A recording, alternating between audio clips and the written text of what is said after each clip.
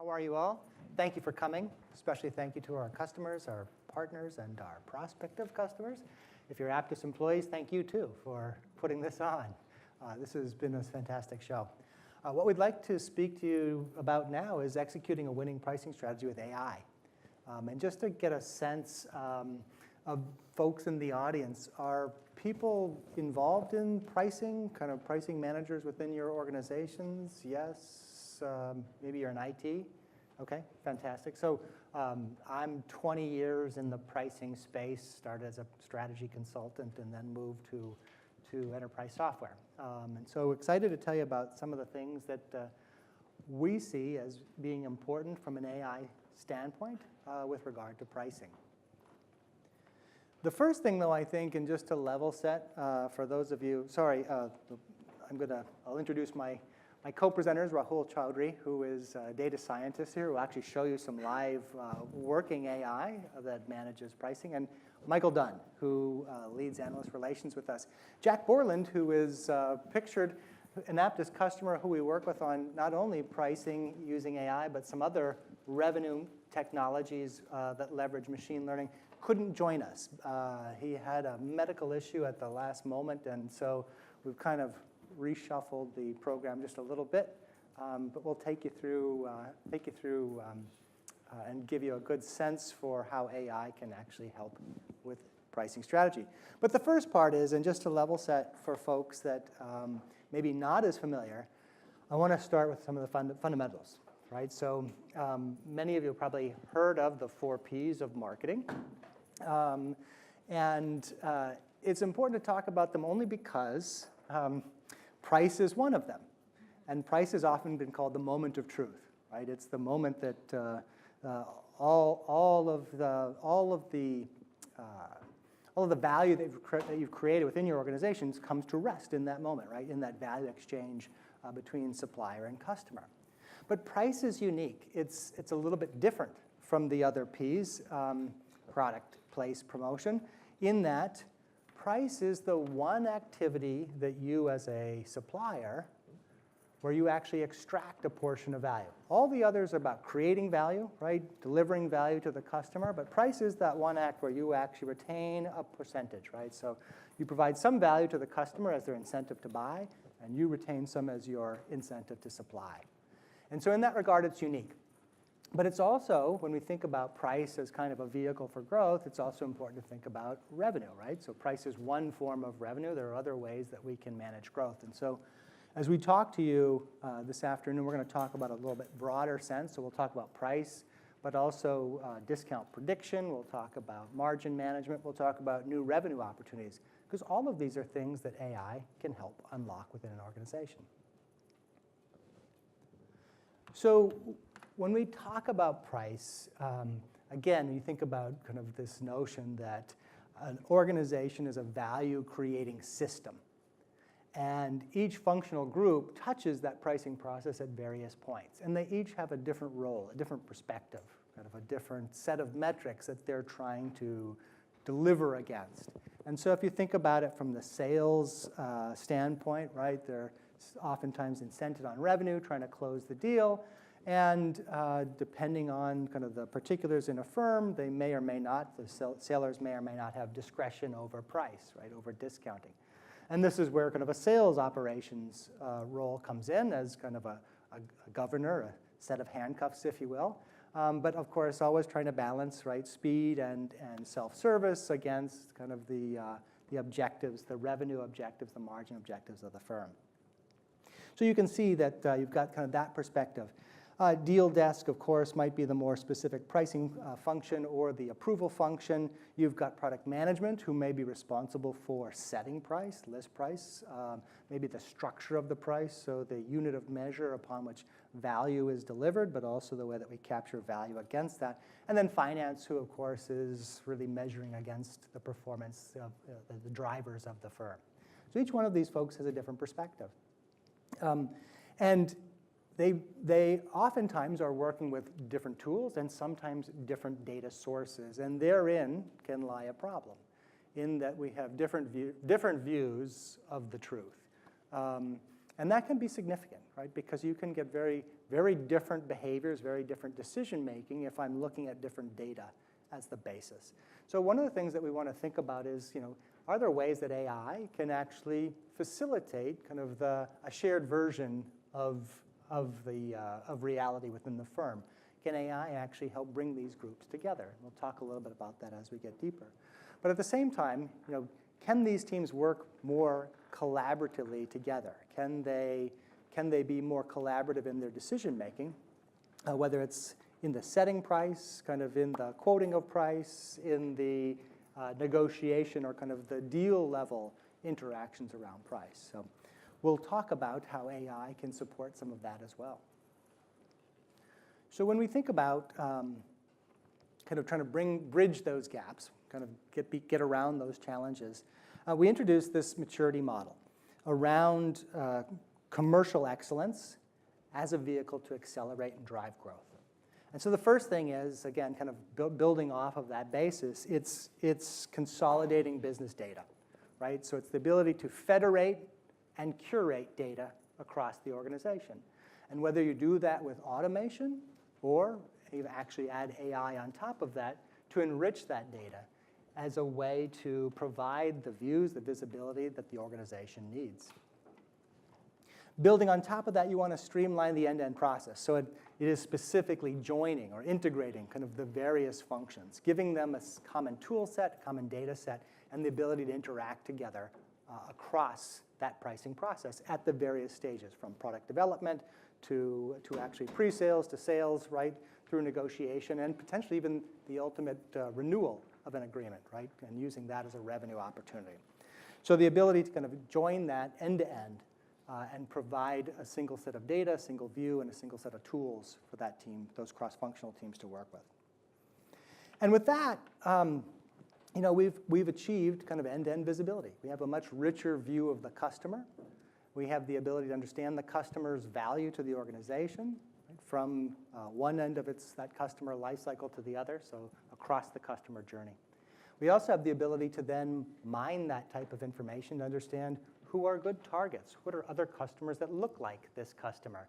Are there buying patterns that we can see within one customer or one segment that we can then learn from and use to start new conversations, right? Conversations that with customers around things that may be interesting to them. And Rahul's going to show you some of the things, some of the tools that we're developing or that do just that can start new conversations. One of the examples that we use a lot is, when we as individuals are shopping on a site like Amazon.com and it says, hey, Elliot, people that bought this also bought these. That's a great conversation starter.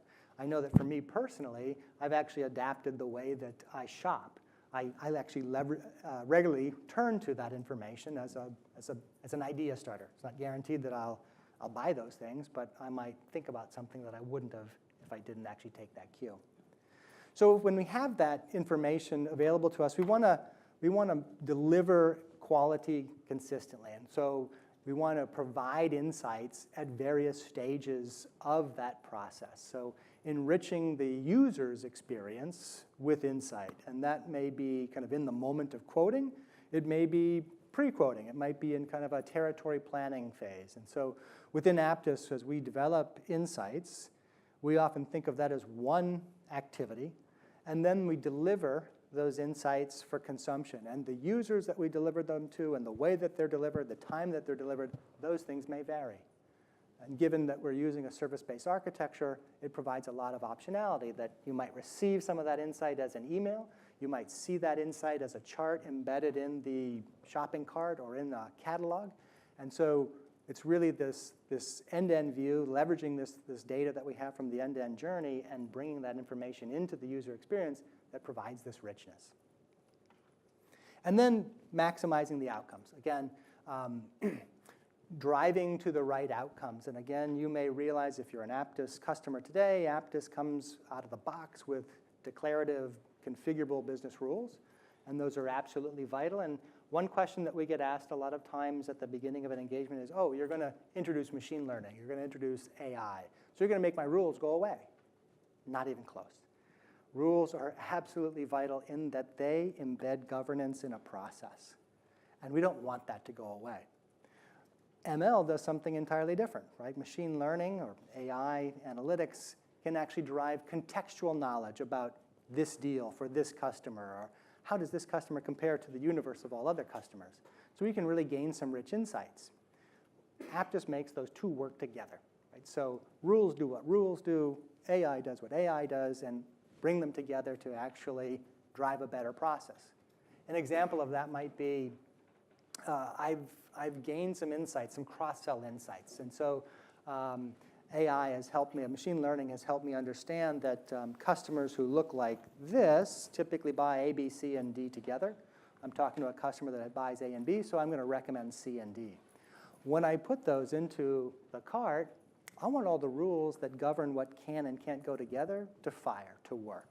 So in that regard, I want the rules to do what the rules do, but I've already gained these insights from the ML, and in that way, we really bring them together. Another example might be, and this is important, if you've done anything with machine learning, you know that machine learning finds patterns in data. Right? So I can leverage all my historic transaction information to uncover interesting opportunities. But what if I don't simply want to repeat the past? Right? If I get a price prediction for this deal for this customer, but I don't want to simply repeat the past, so I can introduce a rule where I can actually add some bias. Maybe I should increase that recommended discount by 2.5%. So in that regard, the rule actually helps us move away from simply repeating the past towards a more desired outcome. And then, and again, kind of going back to the bottom of this pyramid, because I have this curated data, this federated data, I now have actually the tracking mechanism to understand how my AI solutions are performing. So am I seeing a return on the insights that I'm generating? Are they being consumed? When they're being consumed, are users actually acting on that? And what is the impact of that, of their actions? Am I seeing conversions? Am I seeing increases in revenue? So I have a continuous feedback loop. So we like to think of that as driving digital transformation, right? Reinventing the enterprise with AI. And we think about that as data capture and consolidation, right? So increasing automation and intelligence in that activity. Adding conversational user experiences onto graphic user interfaces for enterprise software to speed adoption, to reduce the training burden, to help folks actually adopt tools and become proficient with tools to drive the right outcomes, and to provide the insights that contribute to high-value selling and high-value pricing outcomes. And then on the top, the capstone then is those automated recommendations. So providing the insights embedded in the user experience, whether they are pricing recommendations, cross-sell, upsell, whitespace analysis recommendations. So this is really kind of how we see it. And it's exciting. I mean, if you've spent any time in the pricing space, again, my background is 20 years. I saw the introduction of enterprise pricing tools, was fascinated and wanted to jump on board. And today we see the importance of CPQ, and we see some things that maybe historically sat outside of CPQ as now becoming part of that. So price optimization, right? Driving better pricing decisions with analytics and making that kind of a function or a capability of CPQ. And we very much see that, and we see that in line with the analyst community. And Michael's going to talk about that after we see some demos. So he'll share a bit of perspective on how the analyst community is seeing kind of the shifts in the industry, if you will. Okay, so Jack was going to come up here and talk about Wolters Kluwer. I'll just give the smallest kind of thumbnail around some of the work that we've been conducting with Jack Borland and Wolters Kluwer. If you don't know Wolters Kluwer, they are a Dutch-based global provider of information services into regulated markets. And so Jack works in the law and regulatory group. They provide information services both as kind of on a login basis and even in a kind of a hard copy, hardbound basis. And they sell it into financial services as well as a number of other law-based or legal-based businesses.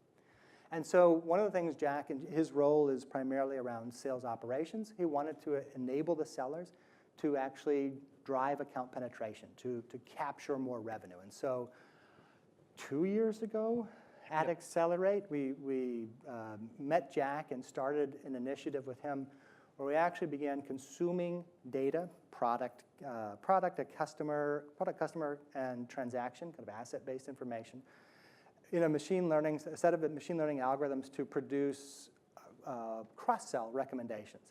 And those cross-sell recommendations are delivered to Wolters Kluwer's sellers, who sell into a specific territory, and they sell specific products. And so if I'm selling a few products in these product families, what are the other high-value product families that would be relevant to start a conversation with my customer? And so we deliver that. We deliver that in real time to those users. Again, that's kind of a territory planning or account-based planning exercise. So they actually access that information through the account object in their CRM. And that's been successful for them. Where we're actually working currently is around pricing, right, which is kind of the next level in kind of the revenue waterfall. Once I've started those opportunities, I want to actually capture them at a high level. And so providing data-driven price or discount recommendations around those quotes is something that we're working on with Jack. And the key there, we've taken some of our standard algorithms, again, that use kind of the similar data elements, kind of customer, product, and a historic transaction, but also adding into it some of the usage information that WKL tracks on its customers. And the goal there is then to provide a more value-based price prediction. And so that's pretty exciting stuff, and I'm sure that this time next year we'll be able to share some live demos around some of that stuff. But that's what Jack wanted to talk about. Given that he's not here to kind of go into the depths of that, I think what we'll do is we'll take a step forward. I know you have some information that you wanted to share about just some of the work that we've done with Jack around the pricing, and actually show some of the kind of proof of concept demos where machine learning is actually delivering some of the insights. Cool. Thanks. Take it away, Rahul. Thanks, Elliot. So before we actually jump into the demo, just to kind of set the context, right, Elliot was mentioning, we bring in a few different elements when we do the pricing. We will bring in all the account level attributes. We'll bring in the seller level attributes, the seller's history, product level attributes, how long the product has been in the market, and then also like the deal level attributes. So like how many are they buying, how much have they bought in the past, how many times did they ask for a certain quantity but they kind of reneged on something. So we bring in a lot of those attributes, and the first thing that we do is we have already kind of pre-built pipelines for ingesting the data. So whether it is in Dynamics or it's in Salesforce, we have pipes that would basically suck in the data, and we would do a preliminary round of machine learning model to understand what's going on. So this kind of basically is from an exercise standpoint that we work with the customers when we initially onboard with them. We kind of work with them to explain them as to what are the drivers. And a lot of it in this particular case, like you can see, is like cost-based pricing. You can see a lot of the product attributes are showing up as the key drivers of how the discounts are currently in place. And these outputs that I'm showing over here, they come from the output of our machine learning model. So we build multitude of them, and then we basically average them over to find out what's playing.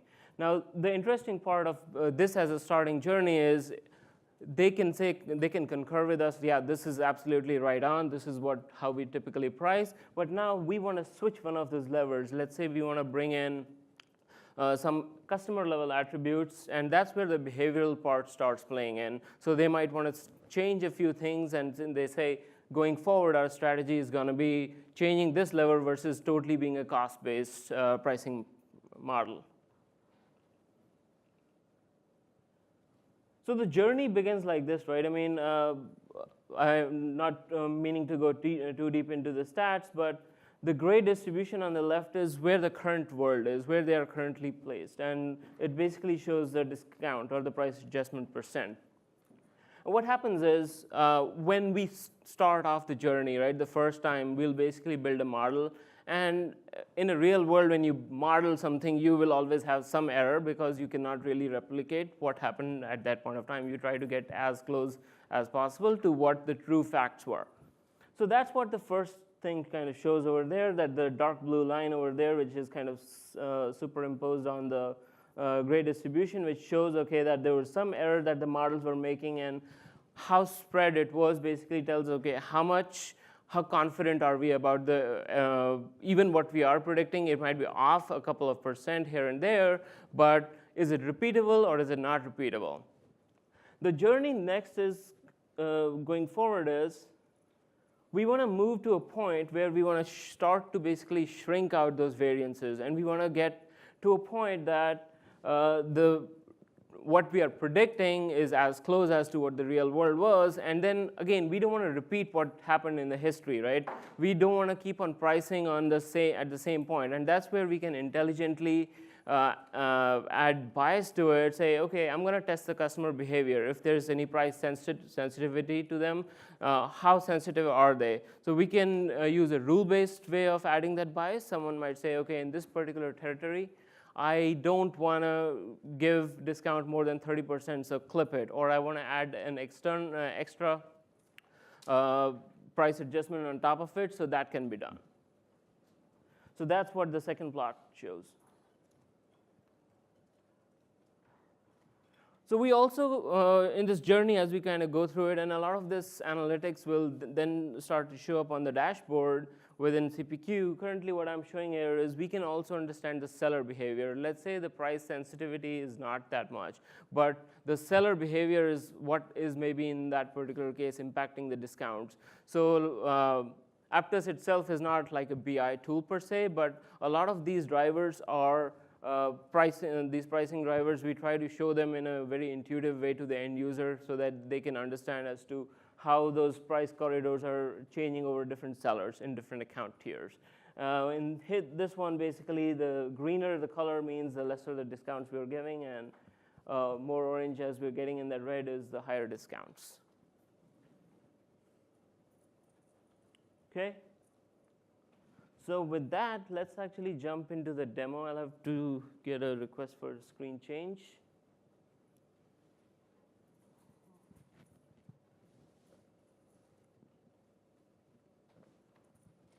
Sure. We see your screen.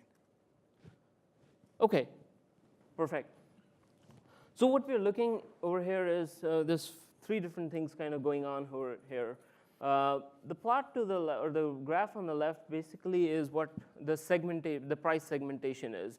So in a manual rule-based pricing world, what would happen is the pricers or the finance and marketing people, they would get together and they would say,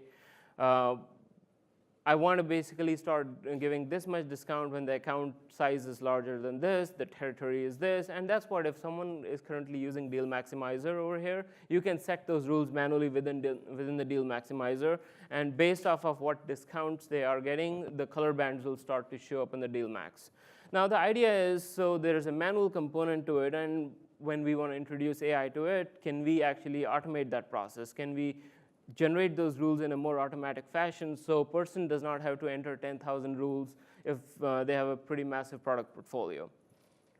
So the first one over the left, basically what it shows is, it's kind of it shows is, as we start to go from the top, it starts to determine what are the key drivers that make sense to understand how the discounting is being given. So in this case, we start to see that if the industry is media or technology, so the branch on the left, it says yes, and if the quantity is less than 10, we are giving 11% discount.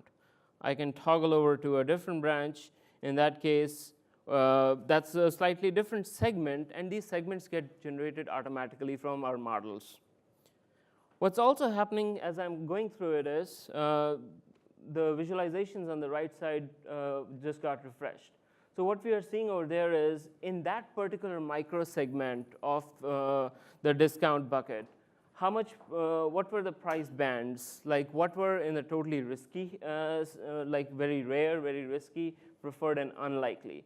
So we find these colors, or we basically recommend these from more like statistical distributions. But again, like Elliot was mentioning, it could be a rule-based thing that someone would say, okay, this is a corridor, the price corridor I'm looking at, but I want to change that color to something else. So that can be doable. The plot on the bottom is showing you the trend of, over the period of time, how the discounts have fared. So there's 3 different lines over here. Actually, the 4th one is kind of muddled in, the green ones. And again, it shows you, it kind of sets bands or, if you will, like guardrails between which the discounts have to be given. So typically, you would start off with the initial discount, which is the lowest discount you want to give. And then we have a recommended discount, which is the sweet spot, which we think will be a 90%, more than 95% probability of hitting that price point. And then for customers, which we feel that we might be giving away 60 to 70% of the discounts, which is rare.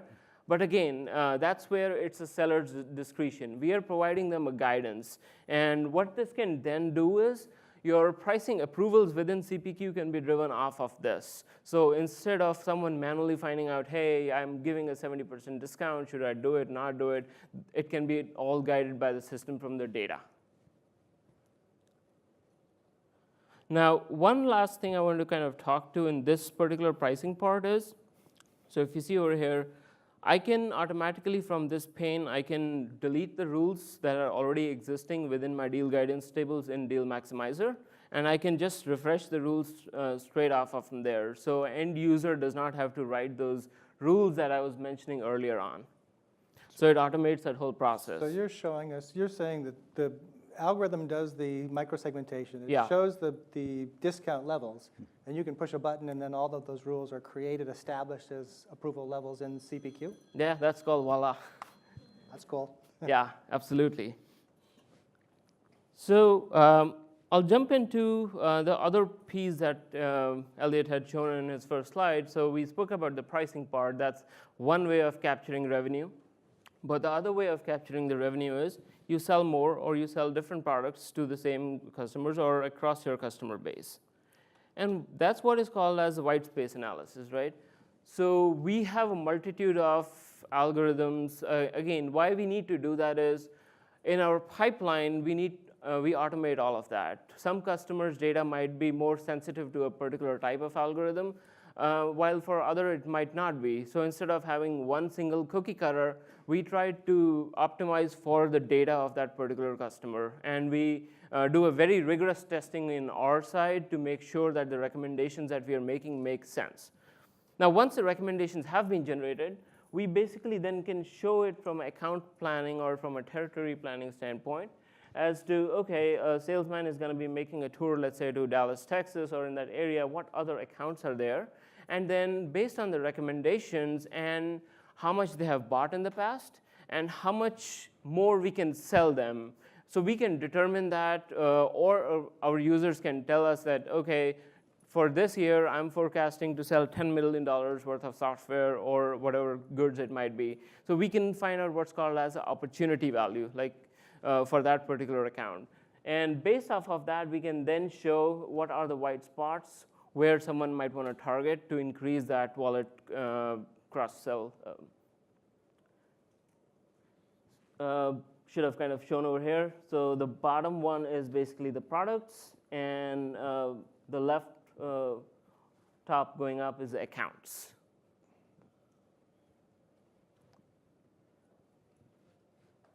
So that is about what I wanted to show from what we have from an analytics and an AI standpoint. Again, like Elliot had mentioned, these currently are in a separate pane that I'm showing over here, but this analytics can be pushed into Salesforce or whatever the CRM system might be.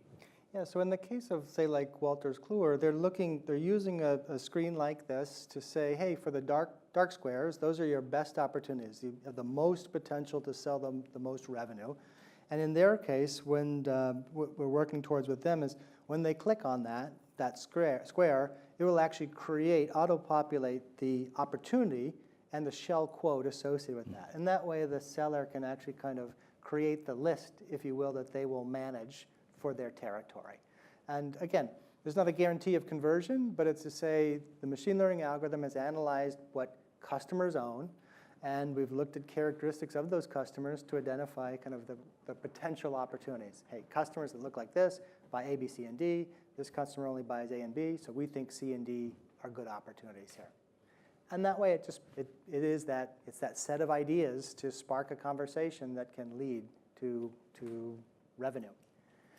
Before we go to questions, I know that you wanted to share a bit of a perspective around kind of how these capabilities are being viewed within the analyst community and a little bit around the value of that. Sure, if he Screen. wants to bring back the other screen.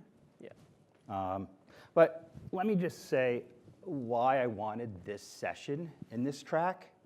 This is probably, when they say middle office, this is where middle office rubber burns up the road.